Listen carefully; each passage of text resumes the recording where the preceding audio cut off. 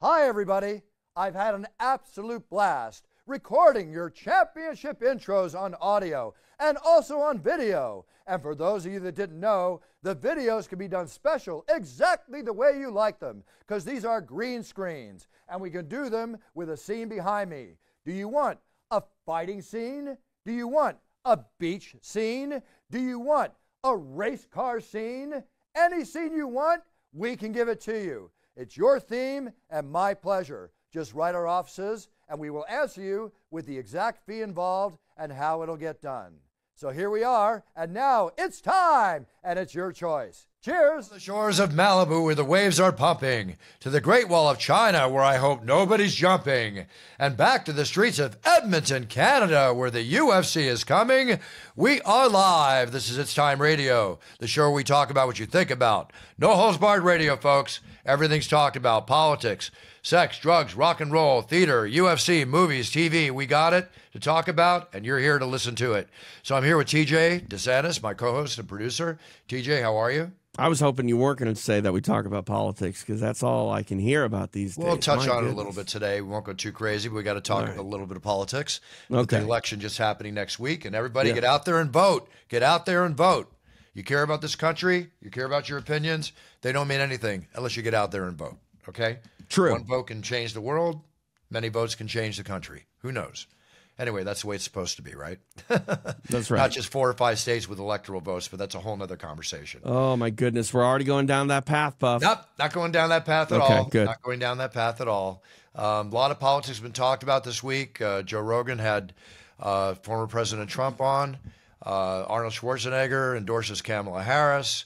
On and on and on. Lots of things have going on. So everybody, pick your champion. That's all I can tell you.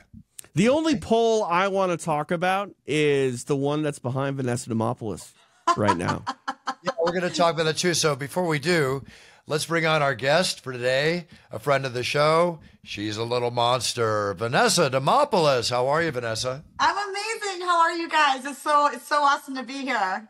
Oh, it's very cool to have you on the show. You know, former LFA champion, fighter personified, a submission grappler, you name it, you do it. It's all out there. You're competing in the submission grappling match against Kiaya Jackson at the PGF on November 8th.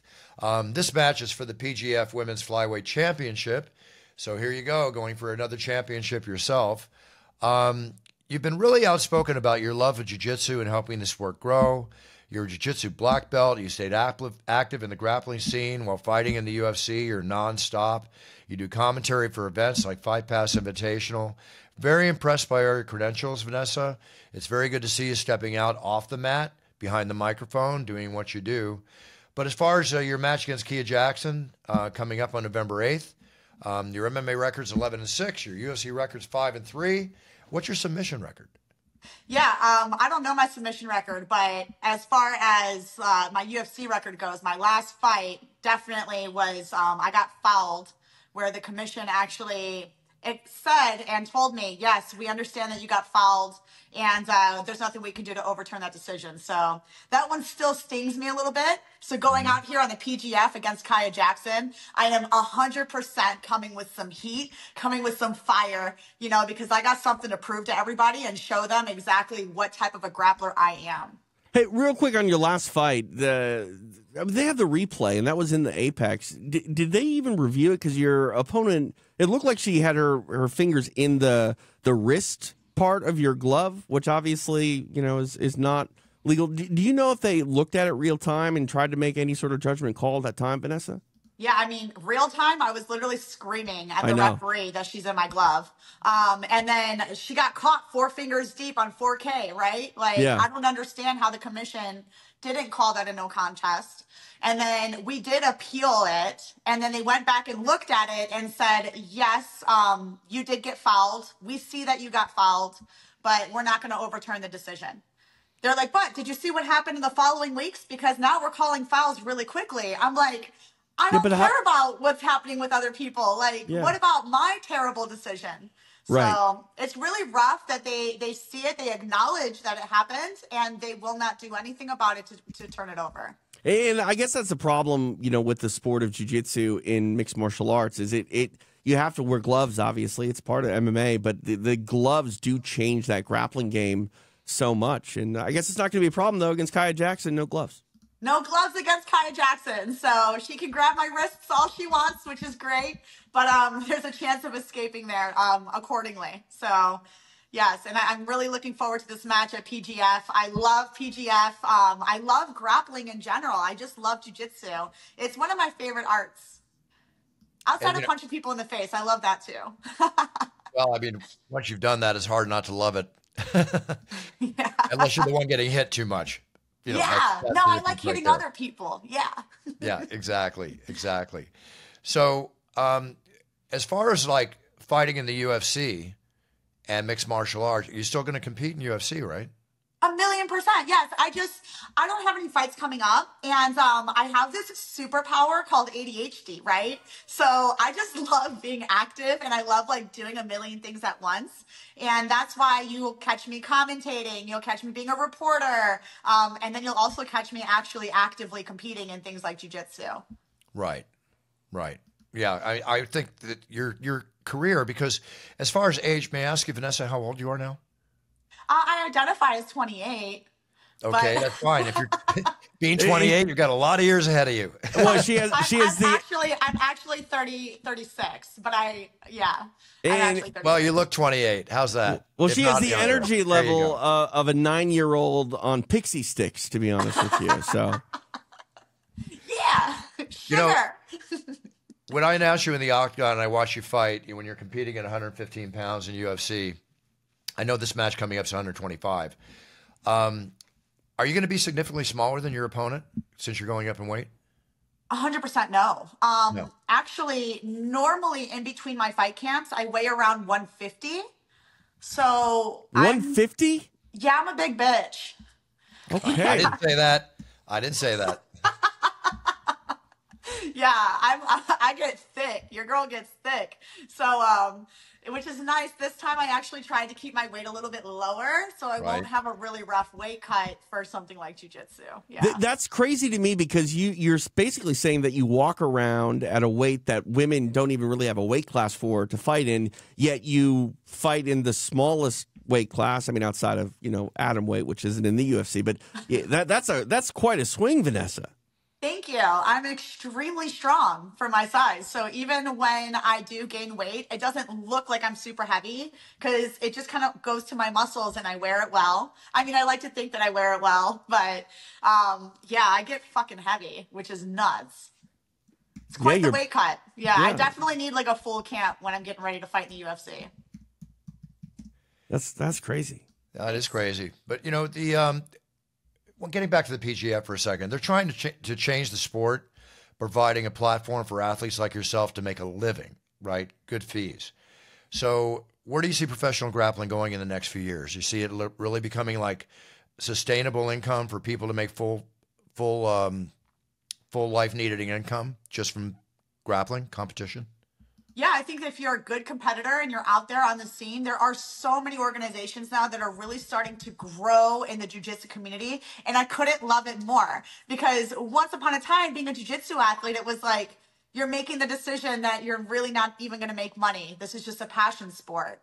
And now I feel like it's really becoming something that people can get paid, between the PGF, the FPIs, the ADXCs, like they're starting to pay grapplers a pretty decent salary almost, I can say, because we're starting to see the same competitors being really consistent on these grappling scenes. Very cool. That's what I want to hear, because the nice thing about it is when you think about it is that you're competing in an event that basically you train like every week. Yeah. So you're not getting hit. Right. I mean, you're going through some rough stuff, but you're not getting hit. Bottom line. So, as far as like I'm sorry, I can't turn off my busy phone. Buffer. It's all right, Buff. Don't worry about it. Who the heck wants to talk to me anyway? We're not getting hit, but we are trying to break each other's limbs in half. So, there's a catch there, right? It's like I'm not getting punched in the face, but I'm trying to break someone's arm. Yeah. Right. Speaking about breaking someone's arm, in the UFC in Abu Dhabi this last weekend, which, as we can revert to talk about UFC here a little bit. One heck of a show. There's no question.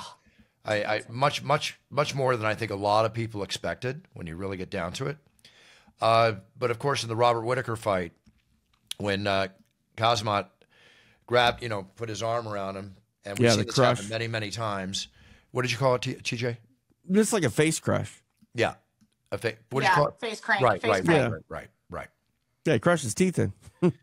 So with that being said, brutal injury. Yeah. And everybody worries about getting hurt, but Vanessa, with all the grappling you do you worry about stuff like that? I mean, when you're in that position, do you ever worry about it? Was such a freakish accident. Does it ever occur to you where you don't even think about it? It's like if you get hurt, you get hurt. I think it depends on the situation, right? So when it comes to jiu-jitsu, that to me is something that I do for fun, for passion. But if I'm in the UFC octagon and something like that happens to me, I actually have a conversation with the referees prior to fighting where I tell them, like, listen, it might get messy. Please do not stop this fight, right? Because my mindset is if I break it, it's already broken. I might as well continue on through and see what I can accomplish to try to turn things around, right? If it breaks, it breaks. Keep going. And that's like a very savage mindset that I probably don't recommend. I don't think it's a healthy mindset. It's just my mindset. But I think that when it came to like Robert Whittaker's situation, the teeth broke immediately. We saw him tap so quickly that it was like, what even happened there? And there was no hope for escape. Let's just say, for example, he did try to use that mindset of like, it's already, the damage is done, continue through. That choke was so tight. That crank was so tight. There was no escaping it, So I think there was nothing to do but to tap in that scenario, no matter what the damage was. It was also sort of misleading because a lot of people thought that he had broken his jaw, but it was really just his lower teeth. And apparently it was like a previous injury that he had to his teeth. So they were kind of more susceptible to TJ, breaking. for my benefit, like clarify that a little more so I know. Yeah. So like a lot of people thought it was like his lower jaw that broke, but it wasn't. It was just the teeth in the bottom row broke off. It got crushed in. I don't even know if they actually like cleanly broke. But yeah, it's not a situation where he had to go get his jaw wired shut or anything. It was a dental injury more than it was like a mandible sort of injury. And he said that it was a previous injury.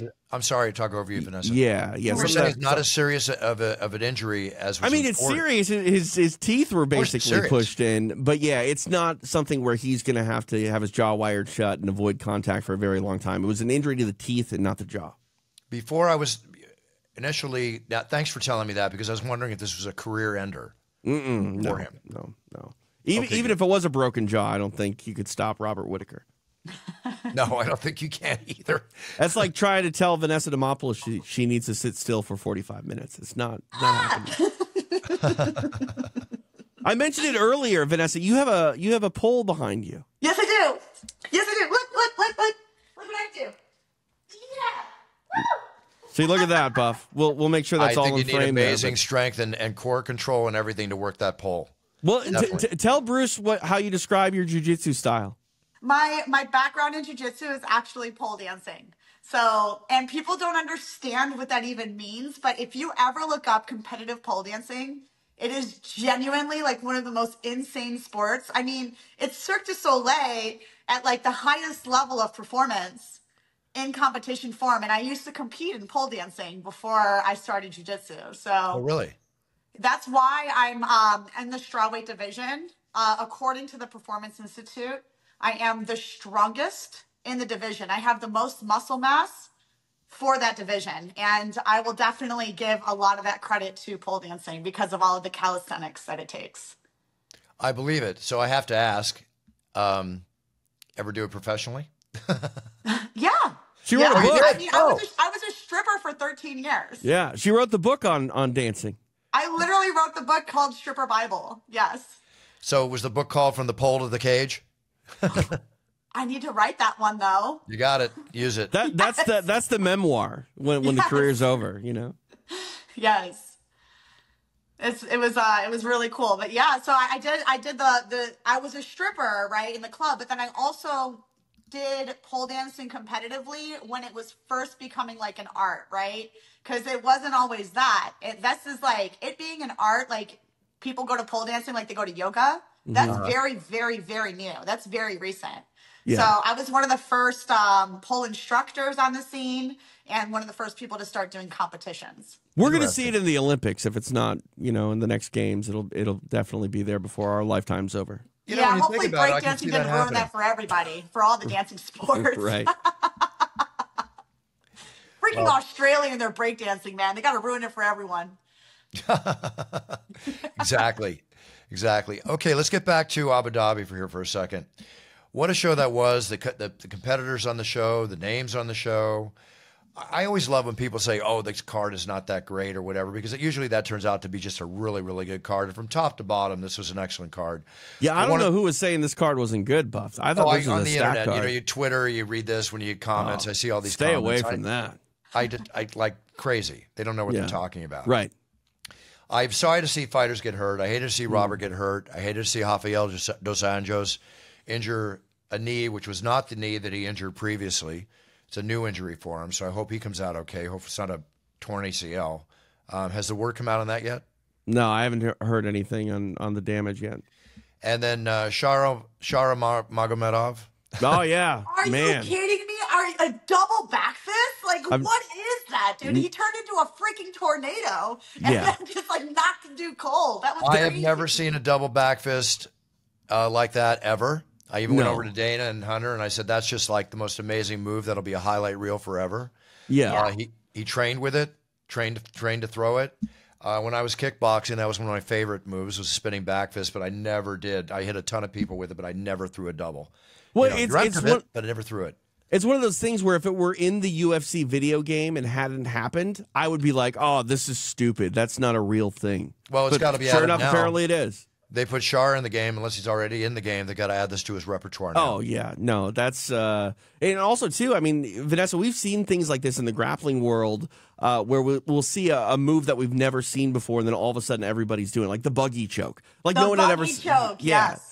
The buggy is like everywhere now. And then all of a sudden now it's a real move and people start to implement that into their games. Yeah. That's how leg locks even became a thing, because that's why it's like the new generation of grappling. Yep. Totally. Shara's brother was in the first row behind me during the show.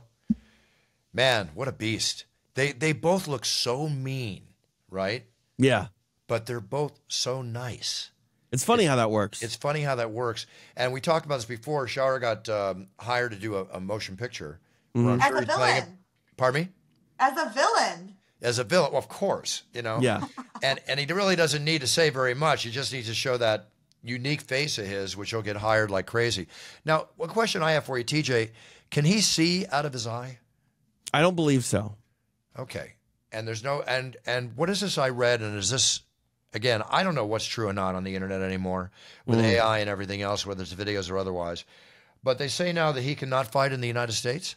Yeah, he would have a real hard time getting a license here in the States with that impaired vision. But, I mean, that's not all that, rare. And maybe we'll see that change. I mean, obviously, Bisping has a glass eye now, but he couldn't really see out of that eye long before he had it removed. I heard that he went into his title fight with the one eye. Yeah, I don't think the commission knew that. The commission didn't know that. Yeah, but my point is we're starting to see a precedent for maybe the athletic commissions to think differently about that. Because if Bisping was doing it when he became a champion, and Shar is doing it now, maybe we need to kind of further examine whether or not it's that big of a deal. I mean, obviously you want to be able to see it of both eyes, but if you don't have vision there and you're still a high-level premier elite fighter, let him fight. It's the depth perception that you're lacking when you can only see out of one eye, right? Like you don't have any depth, which is insane to me that Shara is as good as he is with one eye.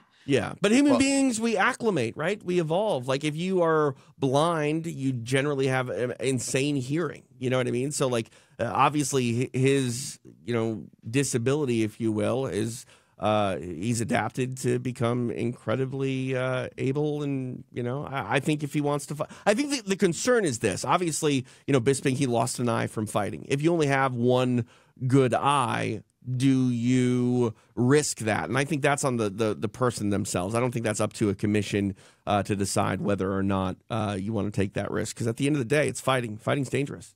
Bruce, if you lose your vision, are you still fighting? What was that? I said, if you lose your vision, are you still fighting? Both eyes? One eye. Yeah. Not both eyes. Oh, I bet you're still throwing without any eyes, Buffer. You'll still make it a fight. Yeah, I'll still keep swinging. Hey, listen, if it's a matter of survival, you do what you got to do. Of course. And if you need a few bucks, I guess you got to do what you got to do. It works both ways, right? Totally. All right, the other standouts from the show, Lerone Murphy, his win over Dan Ige. Very, very powerful fighter in Dan Ige. That was a pretty strong performance. Yeah. I hated that decision. I thought that Dan Ige won that fight. In fact, when the referees called unanimous decision, I was like, oh, thank goodness they actually are going to go for Dan. It's not a split decision. And then they went the other direction. I was like, why? How? And that's a personal opinion, but I was really sad for poor Dan Ige that night. It's one of those ones that I had to keep a straight face when I was announcing the winner. Got to put on my poker face, because trust me, I get some of these cards. Happens almost every show. There's at least one fight. I'm like, really? Seriously? Yeah. Add that up again? Blah, blah, blah, blah, whatever. An earlier fight, Kennedy and Zechiku, Chris Barnett. People said Chris hurt himself during my introduction, jumping up and down. That was not the case. I spoke to Chris after the fight. He said when he hurt his hamstring is that when he did the spinning heel kick, he usually puts his hand down and mounts himself on the ground for like a 2-point stance throwing the kick. Mm-hmm. And he didn't do that. He said his hamstring went. So that's when he hurt it. Hamstring injuries, they can be a problem, too, for a long time. His was brutal. Yeah. And he was walking fairly well when I saw him later that night, but he couldn't even get down the stairs. I mean, that was really a tough one for him. Yeah, it's a massive muscle, It's very hard to heal. Exactly. Well, the crowd was really exciting. Abu Dhabi, sold-out crowd. Talk, rumors, whatever. We could be there 2 to 3 times next year. Yeah, I believe it.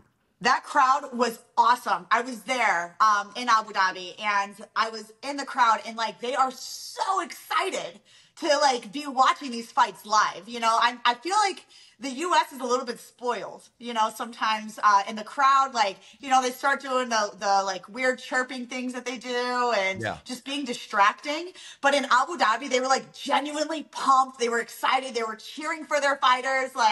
They were giving directions from the crowd. It was just awesome. It was an awesome arena to be in, and the energy was correct. I loved it.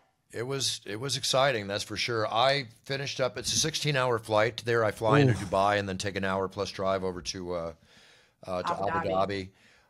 Literally, I was up for 26 hours between that day and getting back to the plane, because I got back to the hotel and 2 hours later I had to leave for the airport. Right. Yeah. So I couldn't even go to sleep, and then finally got on the plane. So don't cry for me, Argentina. I'm flying business class. It's all good. But it definitely took me a couple days to get over the jet lag coming back from Abu Dhabi. And now I'm off to Edmonton, Canada, Thursday night. Not even celebrating Halloween. Walk out of my house here at 5:45 to go to the airport, and there's going to be a few kids that are going to be ticked off at me. I'm not answering the door to hand out the candy. And it sucks because, if you put a bowl out with candy, you're going to have one kid just take all the candy and run I've with done it, that right? before, and it's all gone within 45 minutes or whatever. 45 minutes, more like 45 seconds. Yeah, Jackpot. I know. Just sorry, out of town. What can I say? Anyway, I hope you guys have some fun plans. Well, the parties for Halloween were last weekend, right? Generally, they're the weekend before, but, there's never a bad time to have a Halloween party. That's true. I feel like Halloween is it lasts a really long time, and Christmas starts right before Halloween happens. And then, we just, keep rolling it over until February, right? Yeah, yeah. Well, I mean, so Disneyland here in Southern California has a Halloween party that they put on a couple days a week throughout the holiday season. Apparently, the Halloween season is from August 29th to, November 3rd. So, One of my favorite holidays of the year, if you call it a holiday, or events of the year, but this year, no mas for me. No mas for That's me. all right, Red Eye flight. The fights in Edmonton, Rose Namajunas coming back against Aaron Blanchfield. That's a great Brandon fight. Moreno against Amir Albazi. Derek Lewis, always a pleasure watching Derek get in the octagon. Never know what he's going to do, show or say. It's going to be a lot of fun. And just a lot of good, solid fights. And the Canadian crowd, as always, they'll be out of their minds. Yeah, the Canadian fans are among the most ravenous mixed martial arts fans in all the world. I know you were talking about how Abu Dhabi brings it, but Canada is they're out in force when the UFC comes to town. They are out in force. I feel like Abu Dhabi, they're like respectful. They're cheering for their athlete. I feel like Canada is just like they're going to be throwing beer at each other, man. Like, oh yeah, it's going to be nuts. Like, Let me tell you, I always say, swearing. Vanessa, I always say, I've never met a rude Canadian. I just met a lot of inebriated ones. Okay, yeah, pretty much how to put it. It's one of the most polite countries in the world. So it's always a pleasure. But change for me, change for a lot of people. 40 degrees, like 37, 40 degrees. So time to start getting ready to travel in the cold. Yeah, that's never fun because it's like if you're not in the cold, it's not like you have like gloves and a hat and all these things for the winter, right? So just come prepared, and make sure that your hands are going to be hurting. It's 80 degrees here in LA. I'll be going to the airport like it's 40, and what can I say? That's 40 degrees sounds amazing. I don't know. I mean, Vanessa's from Cleveland. I'm from Minneapolis. Like 40 degrees is not cold to us, but I think it's not. Good. But I also got out of the cold for a reason. True. So don't put me back. I just miss it. Like I don't miss like cold. I don't miss like 2 degrees. I do miss like 35 to 55 degree weather, though. I like that kind of weather. Brisk. I don't mind it either. Yeah, crispy, you know? Are you a baseball fan, Vanessa? I'm not really. But I've been seeing all the excitement about the Dodgers, so I want you guys to be excited. Like, don't let me kill the excitement. We got to talk a little bit here about the Dodgers. I mean, the Dodgers is now 3-1 in the series. 2-1 or 3-1, right? 3-1, yeah. 3-1, yeah. The Dodgers. Yeah, by the time this airs, it might already be over. Who knows? Yeah, by the time this comes on, it could be over. But, you know, the things that come out of it, Ohtani, how strong the Dodgers are. And, you know, that 50-50 ball, TJ, you saw what it sold for, right? No. Guess. Highest ever for a baseball. Highest. 3.5? $4.4 million. Okay. A Taiwan business company and businessman bought it. I was in the ballpark. Yeah. Well, Literally. that was in the ballpark, too. Let me tell you one thing. I mentioned this before. The kid who had his hands on it, that didn't get the ball, all that story, put the injunction against the selling. If I was the guy that got the ball and sold it, I would send $250,000 to that kid. Yeah. For his college education. Yeah, right? I think that's fair. I think it's completely fair. And it's not an admission of guilt. It's not an admission of anything. It's survival of the fittest, whoever got the ball. But it's like this young man, 14, 15, however old he is, man, there's not going to be a day that goes by for the rest of his life he's not going to think about this day. Right. You know? And also in any other situation, Buff, when it's not a collectible flying into the stands that's worth multiple millions of dollars, you're an asshole if you're not giving the ball to the closest kid. Totally. You know what I mean, if it's just another ball, give it to the kid. Yeah. And then you saw what happened in last night's game. These New York fans. I saw the guy rip the glove open and took the ball out of the glove. Yeah. Yep. Like, he grabbed homie's hand, he grabbed his arm, and then ripped the freaking glove open. Like, what are you doing? That's assault. He grabbed his arm. The other guy grabbed his other arm. They ejected both guys and supposedly banned them for the season. But they need to be banned for life, Buff. Life. Yeah. But I'm sorry. That's assault. Yeah. Mookie Betts try doing make that to a UFC athlete, by the way. They could have broken his wrist. Absolutely. In the biggest game, at that level. Again, don't do that to a UFC athlete, fans that are on the walkway. You're going to find out the hard way. It happened to Arman Sarukian. I remember. Yeah. Punching athletes on his way to the cage. On his way to go get into a fist fight.